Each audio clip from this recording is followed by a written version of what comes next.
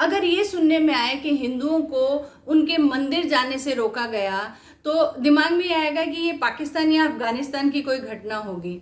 जी नहीं, आजकल ये सब भारत में हो रहा है। आज भारत में हिंदू इतना बेचारा और बेबस हो गया है कि टैक्स भी वही भरता है, मुसलमानों से पत्थर भी वही खाता है, अत्याचारी भी वही कहलाता है और प्रशासन द्वारा प्रतिबंध भी उसी पर लगाया जाता है। आज के इस वीडियो में हम इसी बारे में बात करेंगे, क्योंकि अब हमारी स्थिति ऐसी हो गई है कि चर्चा करने के अलावा हमारे पास कोई और विकल्प रह ही नहीं गया है। तो इस वीडियो को आखिर तक जरूर देखिए और अगर अभी तक आपने हमारा चैनल सब्सक्राइब नहीं किया तो जल्दी से चैनल सब्सक्राइब कर दीजिए।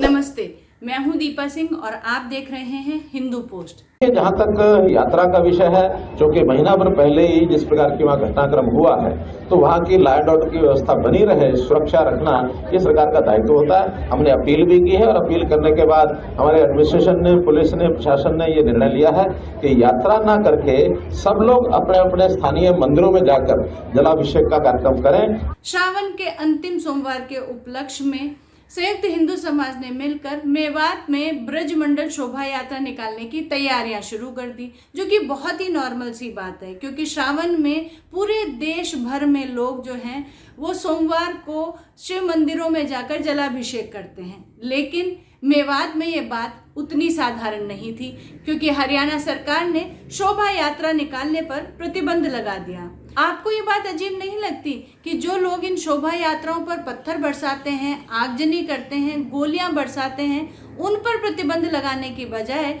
सरकार शांतिपूर्वक शोभा यात्रा निकालने वाले लोगों पर प्रतिबंध लगा रही है। ये तो वही बात हो गई कि जो कानून का पालन करे उसके सिर पे तो आप डंडा बजाओ और जो कानून की धज्जियां उड़ाते हैं उनकी आप हाजिरी बजाओ। बात हिंदुओं के तीज त्योहारों की होती है तो प्रतिबंध लगा दिए जाते हैं, धारा 144 लगा दी जाती है। लेकिन उसी मेवात में किसान मोर्चा की जो है भाईचारा पंचायत है, उसके लिए पूरी खुली छूट है।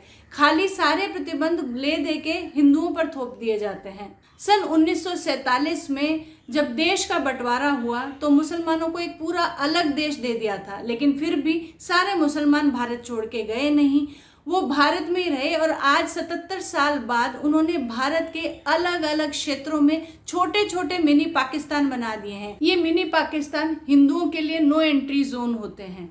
आमतौर पर इन मुस्लिम बाहुल्य इलाकों में हिंदुओं का जीना दूभर कर दिया जाता है और हार कर वो अपनी जमीन जायदाद बेचकर यहाँ से भाग खड़े होते हैं। कानून का भी कोई ज्यादा बस इन पर चलता नहीं, इसी कारण ये अपराधों का अड्डा बन जाते हैं।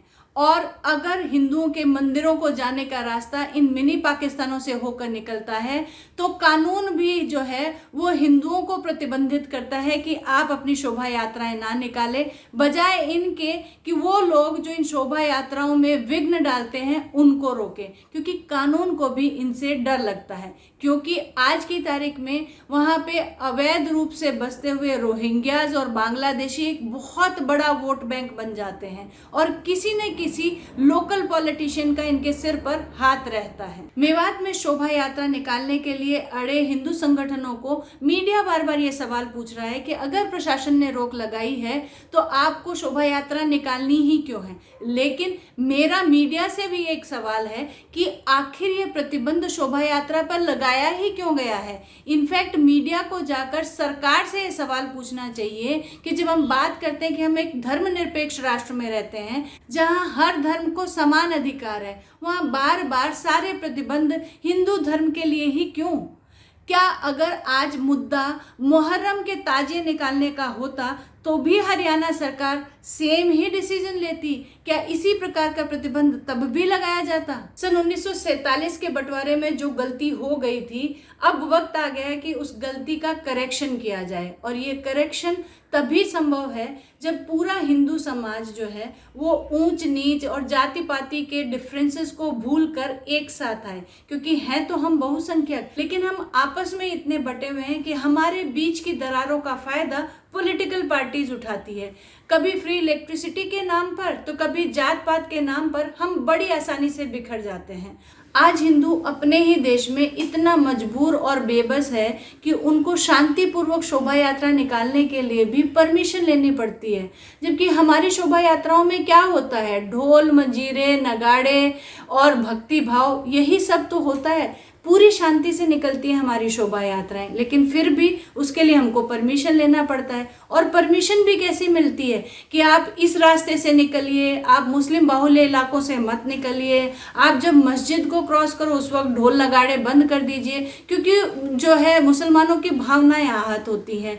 अब आप सोचिए कि मुहर्रम के ताजे निकलते हैं और वो बेधड़क मंदिरों के सामने से निकलते हैं, और किसी दिन आप उस दौरान बजने वाले गानों के शब्दों को सुनिए, उनमें ना जहर उगलता है, लेकिन उनको बिंदास परमिशन दी जाती है और हिंदुओं पर सारे प्रतिबंध लगाए जाते हैं। हमारी शोभा यात्राओं पर प्रतिबंध भी लगते हैं, हमारी शोभा यात्राओं पर पत्थर भी बरसते हैं, और फिर उसके बाद में हम ही इस्लामोफोबिक भी कहलाते हैं। बहुसंख्यक समाज होने के नाते हिंदुओं को एक साथ बैठकर गंभीर मनन करने की आवश्यकता है, क्योंकि ये दिन बहुत कड़े हैं दोस्तों, ये दिन बहुत कड़े हैं दोस्तों, क्योंकि हम कगारों पर खड़े हैं दोस्तों।